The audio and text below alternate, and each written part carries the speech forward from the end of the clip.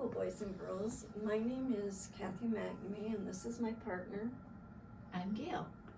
And we're here today from the Beloit Public Library, and we're part of the Bookleggers program. And I know you've already had a few months of Bookleggers presenting to you. So we have 6 books that we're going to talk about, and we hope that we can get you excited and wanting to read them. The first book we're going to start with is a book about storms.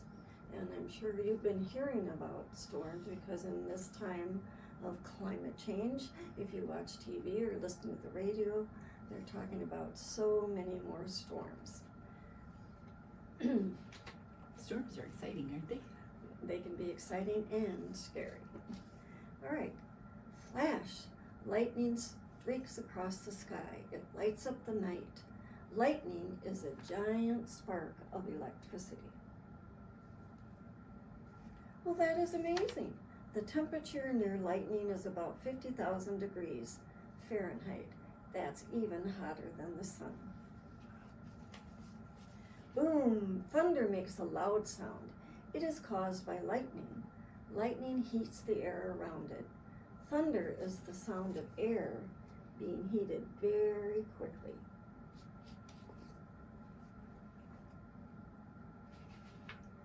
Lightning and thunder happen at the same time. You see lightning first, and this is because light travels faster than sound. Maybe some of you have seen lightning streak through the sky. Big thunderstorms can make a tornado. This funnel-shaped cloud spins like a top. And we're going to show you that. This will just take a few minutes and then it'll get rolling and you'll see what a tornado looks like. There it goes.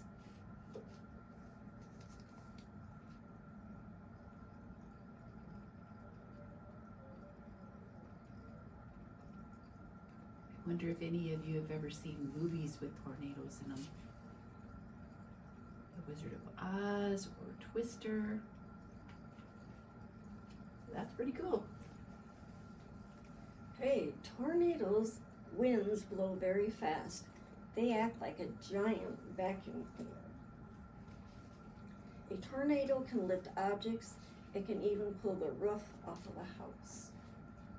I have seen this on TV quite often, and I have a sister-in-law who had like 30 trees get the tops blown off by tornadoes, and trees landed down. They picked up the treetops and they landed on a roof and went into her house.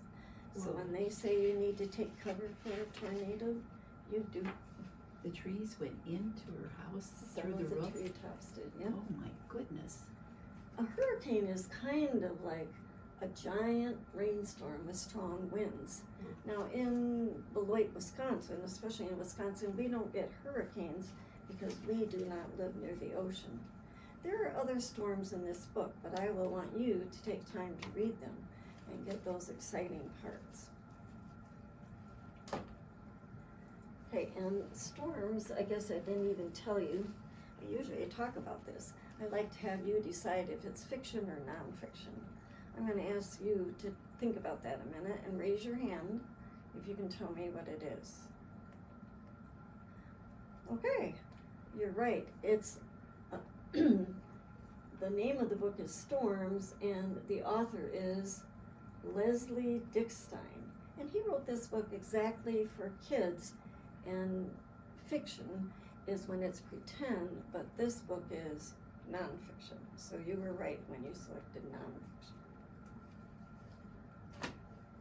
Okay, another book that we have, and I think we'll leave this running for a while. Okay. And we'll turn it off. Another book we have for you today is this one. Would anyone like to read the title or the author? Okay, you're right. The name of this book is Reptiles, and the other words on it say slippery, slithery snakes, Komodo attack at the zoo. And it doesn't just have one author because many worked on this, and they on the back tell you Lori Baker and Andrea Roy, because there's lots of parts to this story. And frequently a fiction book will have a table of contents, a nonfiction book, excuse me. And so you can pick what you'd like to read about.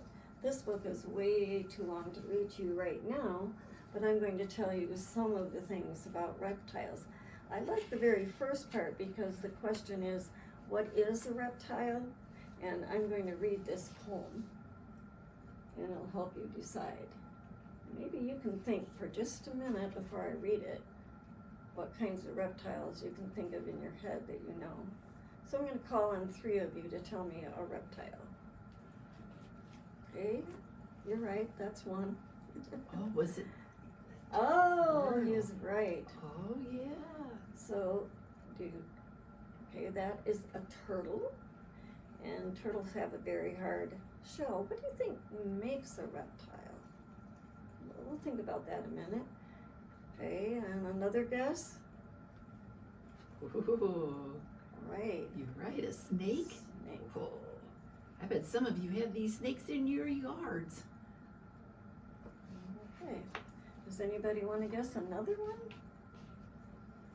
You're not sure? Maybe this one. Yeah. And is that one that we see now? No. When do you think we saw those? And what is that? I would say it's a dinosaur, right? Right. And dinosaurs lived hundreds of years ago, a long, long time ago. So we do not see them. But they believe they were one of the first reptiles. Okay, I'm going to read this poem. Reptiles are crocodiles, turtles, and snakes. To be called a reptile, here is what it takes. Be a cold-blooded creature. Have dry, scaly skin. Breathe with your lungs. Breathe out and breathe in. Reptiles are alligators, tortoises, and lizards, hiding in the desert from hot, sandy blizzards. Some say that dinosaurs were reptiles long ago. Well, what is a reptile? Well, now you know. So I'm going to just pick a few spots to show you some things. One thing I wanted to talk about is what is cold-blooded. So reptiles are cold-blooded animals. Do you know what that means? It doesn't really mean they're cold all the time. No, it means that their body temperature changes wherever they are. So if they're lying in the hot sun, they're very hot. And if they're where it's freezing and cold, they can hardly move. They're very cold. So they are quite different than you, where you have a body temperature inside you that keeps you at about 98.6 all the time. So does cold-blooded mean they have cold blood? No, it does not really. Okay. So turtles and tortoises have bony shells, and they are protecting the insides of the body, and they have 4 legs. Crocodiles and alligators are usually the largest of the reptiles. They have thick, horny skin and bony plates on their backs. When alligators close their mouth, their lower teeth cannot be seen. And some people can't decide what's an alligator and a crocodile. And they say this is one way to know. So if it looks like an alligator or maybe a crocodile, and you see their mouth closed and you can't see their teeth, then you know it's an alligator. I even have trouble remembering that, so that's something to remember. Okay, I was going to show you another page. I haven't seen any alligators around here, unless I go to the zoo, maybe. Right. So, this is something we don't see. I guess this time I'll just let you all tell me what you think of it. What is that? Oh, you're right. Almost everybody knows about Tyrannosaurus rex being one of the biggest great reptiles that were ever around. Now I'm going to talk about the difference between a lizard and a snake. Does the lizard have legs? Ask you, you're right, it has 4 legs. Do they always have legs?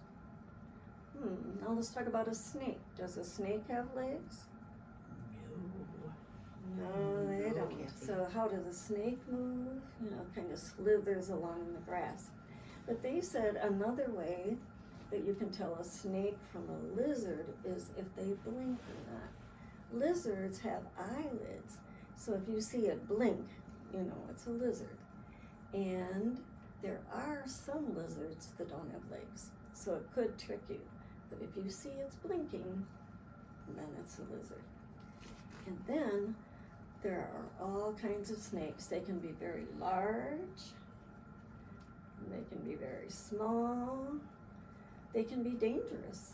I mean, some can wrap their body around you and kind of squeeze you, and some use their tongue and they stick out their tongue and they have fangs and they can poison you. And then some animals, I don't know if you've ever seen a picture like this, or maybe on TV, you've seen a movie, and you see that man, and I know he looks like he's from another country, he's wearing a turban, and he's playing an instrument, and his music, while he's playing his music, he goes back and forth.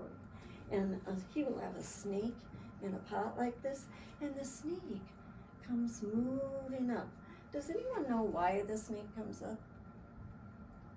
Oh, you think it's because of the music he's playing. Well, guess what? Snakes are deaf. He isn't coming up because of the music, and he isn't wiggling like this because of the music. He's following the person who's playing the instrument. When the person plays the instrument, he goes back and forth, and so the snake goes back and forth, just so he can keep track of that guy playing the instrument. Did you say snakes are deaf? Snakes are deaf. Oh, and that's so interesting.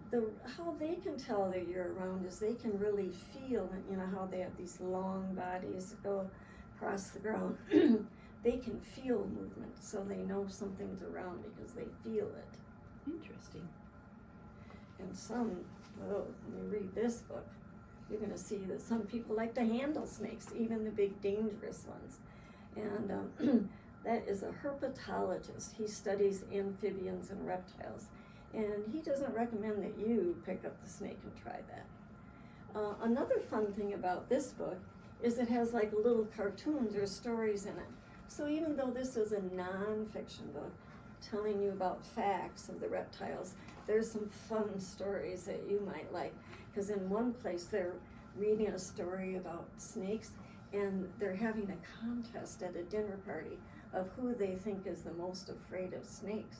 And then all of a sudden, a snake gets loose, and they're trying to figure out who runs first, the men or the women. I would want to run first. And I was going to show you, there was another cute story in there. Oh, you know, it was about a little boy that there was kind of a flood and a lot of water around, and like alligators and crocodiles were loose, and the little boy wanted to go see a friend, but they had to walk through kind of a marshy area. Well, this is a story. And his dad goes, oh, okay, just, you know, stick to the sidewalks. And all of a sudden the little boy is just frightened because he can feel something swishing around his legs. You better read it and find out what happens. That sounds like a good book. Okay, I think we'll go to another book that Gail is going to present for you. Okay, hi guys. So it's my turn to tell you about a book that's in our collection. And this particular book is fiction, which means it's not really true. It could happen similar to it, but it's not really true. And the author of this book is Josh Schneider. Now, do any of you have foods that you really don't like to eat? Oh, broccoli. A lot of people don't like broccoli. Anybody else? Onions? Yeah, onions can make you cry, can't they? Well, this book is called Tales of the Very Picky Eaters. And this has several different stories within the book. And the different stories are the tale of the disgusting broccoli, the tale of the smelly lasagna, the tale of the repulsive milk, the tale of the lumpy oatmeal, and the tale of the slimy eggs. Well, since we don't have time to read this whole book, and you guys might want to check it out to read it, I'm just going to read one of them. And I think I will read The Tale of the Disgusting Broccoli. I can't eat this broccoli, said James. It's disgusting. Maybe there's something else you can eat, suggested James's father. What else is there? Asked James.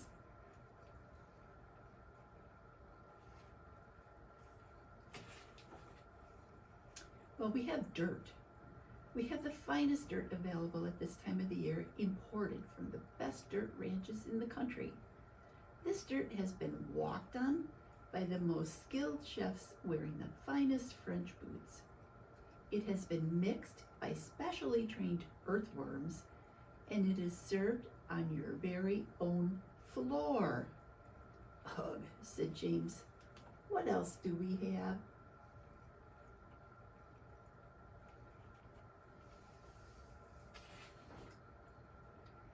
We have this gum, carefully chewed 1,000 times by special children with very clean teeth.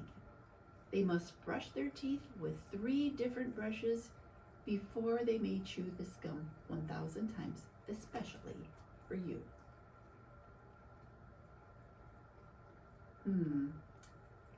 I don't know if I would want to chew somebody else's gum.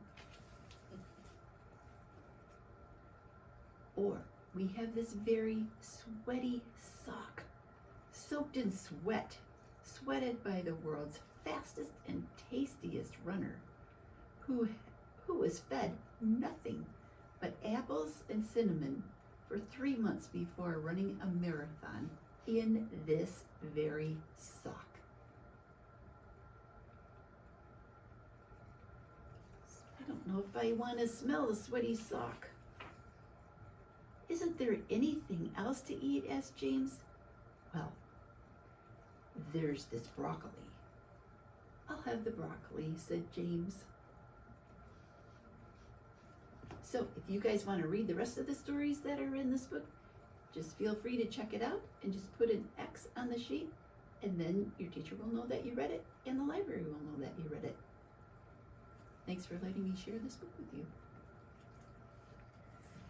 Okay, here's another book, and I know some of the elementary schools in Beloit have dual language programs, so in some of the classes the children can speak English and Spanish. So this is one of our books that's written in both languages, and the nice thing is it is in both languages. So if you're only an English reader, you can read it, and if you're only can read Spanish, then you can read it. Or if you would like to learn a few words of both languages, it helps. For example, the name of the book is We Are All Connected. And then here's the title, Todos Estamos Conectados. And so even looking at that, even though I'm not good at Spanish, I can make a guess of like which word would mean connected. So I think it's conectados. That sounds very similar. And so some words in Spanish and English sound almost the same. In a class where you are having dual language classes, it might be good for a person that's a good English reader to sit with a good Spanish reader. And you could share this and read this together and help each other learn. Otherwise, that's a good idea. You can just, for one thing, it's great with pictures, and the message of this book is very good. It says, we all live on one blue dot spinning in space. Who can think what a blue dot would be? Think about if you were an astronaut way up high and you look down. What would that blue dot be? Ah, you're right. That is the Earth. And it says, we are all part of one human race. So in this book, it's talking about how even though we're different, we're also the same. And that it's more important to look for the ways that we are the same. So I'll just show you a couple of these pages and read a few pages. It says, we all live on one blue dot spinning in space. We are all part of one human race. So it's written in English and then it's written in Spanish.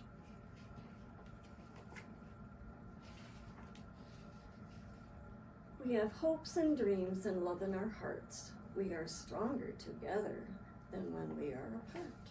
And I just love the illustrator of this book. This book is written by Gabi, Garcia, but the illustrator is Natalia Osorio. Those are pretty flowers.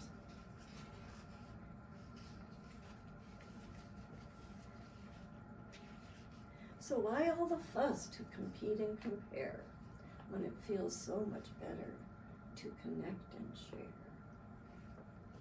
So I hope you'll share this book and enjoy it together. Sharing is so good, isn't it? To share things. Right. Okay, now we have another book. I want you all to look at it carefully. The books that I've shown you already, some of them are really easy. Like the Storm book was really almost a beginning to read book. So it's written in careful words that you can understand, and the pictures were great. And the Reptile book has some really hard words and some hard ideas, but they're carefully explained and the pictures are good. And this one about in the dual language is such a good message about what they're trying to teach you to get along in the world. And then there's this book. It's kind of an exception because it's written, it says on the back, for 8 to 12-year-olds. 12-year-old, whoa. And I realize most of you are 8 or 9. Oh, yeah. So if you're reading this book, you're reading at an accelerated level. And if you think, oh gosh, then I can't read it, well, you'll like the fact that there are a lot of pictures in it. And it's divided in sections, and so you could kind of pick out what it is you would like to learn about, so you don't have to read the whole entire book. But I think if you start at the beginning, I actually was going to ask you if you could read it. I know, some of you think it's about mummies in Egypt, but it's not.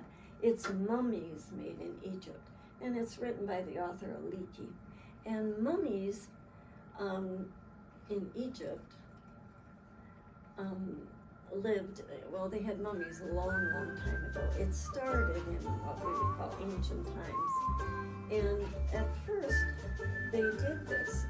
Who did they do it to, or why? What are they doing? Oh, you're right. They're wrapping them up. When did they do that? Do they do that when they're alive? Some kids have told me that's true, but they definitely don't do it when you're alive. They wait until you die. And at first, I'll show you this book, beginning. At first in Egypt, if people died, they just buried them in the ground, because in Egypt, the dirt is very dry and it's very hot. And nothing much happened to the people when they were buried there. They just kind of stayed there, and it's not like it's muddy and snowy and thawing and raining. And then gradually, their skin does fade away or come off of them, and they are just bones. And at first they thought that was okay. And then they thought maybe the idea of wrapping them would be a better way to preserve them. And what do you think they're wrapped in? Oh, some people have told me toilet paper, but that's not true. And it might remind you of bandages. And it's probably more like a gauze or strips of material that they wrap them in and try to protect them. And another thing that happened in this country of Egypt, they would, after they wrapped you up and buried you, they believed you had 2 souls, that one of your souls stayed with you and under the ground, and one of your soul would go off to the spirit. Maybe some of you think of heaven, and they thought one went there. So then they started burying your treasures with you, so the soul that was still here could have important things with them. And usually that would happen to the leaders of the country. They were called pharaohs. So it'd be like in our country, it would happen to the presidents, or in some other countries, the queen. It didn't happen to just everybody. So if it was a queen, do you think they buried their crown with them? They could probably bury their crown. They even sometimes buried their pets with them. Oh, they wanted to have everything with them that they might need. And this book gets into the science of things. So here you can see lots of words and even some small writing. And they're trying to show you what happens when you die. And if you went to a funeral home now, I can remember in college, we visited a funeral home And I remember I was petrified because I, at that age even, hadn't really been to any funerals. And they wanted to talk to us about what happens to the body. And there's something called embalming where they preserve your body. That's to keep it so it doesn't change too much. In Egypt, then, they do something, and you're going to think this is very strange. They suck out your brain and get the brain out. They take the insides out of you, anything that's squishy, and they just try to leave your body to be wrapped up. And so, if you kind of like learning about that stuff, you'll enjoy this. And there's lots more to it, and I can't take time to do all that with you. But sometimes they put you in a box that was shaped like your person, and nowadays we put them in boxes like a coffin, it's called. And sometimes they were very elaborately decorated. And they had parades and ceremonies for that, so you can learn a lot in here. So remember, if you want to be the big G's in your class and do what 8 and 12-year-olds are doing, you might enjoy spending your time on that book. We have one last book, and I saved it for last because I know that you're restless. And so for this, I'm going to ask you all to stand up, so you may do that right now. Okay, and just stand there and listen carefully. I am going to show you some sign language. And I know a lot of you had learned different signing, and this is the word signing for kids. And there's sign language for the alphabet, and there's sign language for animal names, city names, town names. See how big this book is? Well, you're never going to want to or get through reading the whole book. So that's when table of contents really comes in handy. This one, you can look at all the contents that are here. That's a big book. It's a big book. So I'm going to start with the first one, Pets and Animals on page 11. I like the way I can look at pets and animals. I know I don't have to look through the whole book. I go right to page 11, and then I can learn about pets and animals. On the way, though, I passed the alphabet, which I think some of you even started showing me you knew some of those signs before I got to this. And what I'm going to do is I'm going to pick maybe 3 or 4 animals, and I'm going to sign them, but here's what we're going to do today. I'm going to ask you to watch me sign it 3 times, and remember, you won't talk, because in sign language, nobody's talking, because the person that's signing doesn't know how to hear you, or he can't speak, and so it's very quiet. So this should be our quiet time. And I will sign the animal 3 times, and then I'll ask you to sign it with me 3 times. And we're gonna really stick to 3, and then we'll be quiet, and you'll raise your hand and guess what you think that animal is. Please don't shout it out so your friends can figure out what animal that is. I'm going to pick my first animal and do it 3 times. Are you ready?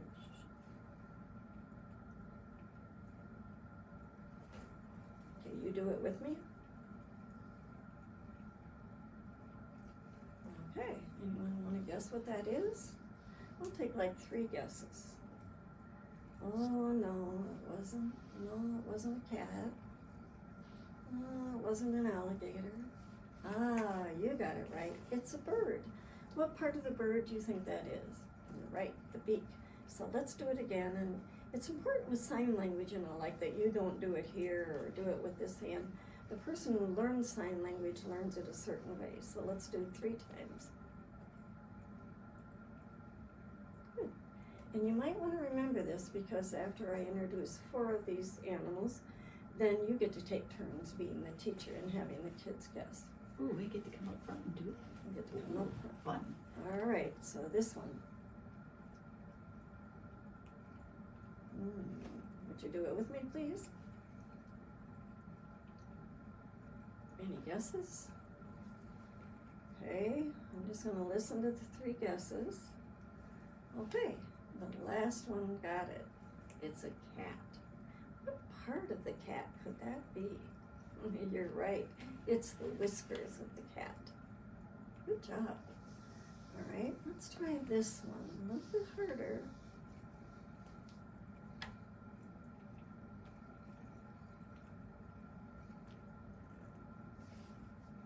it with me. 1.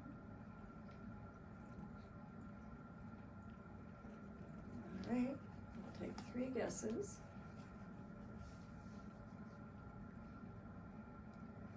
Okay, hey, the first one got it this time. It's the elephant. What part of the body is the elephant?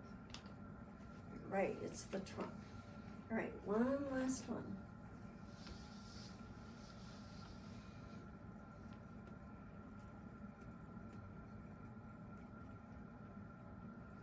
Do it with me 3 times.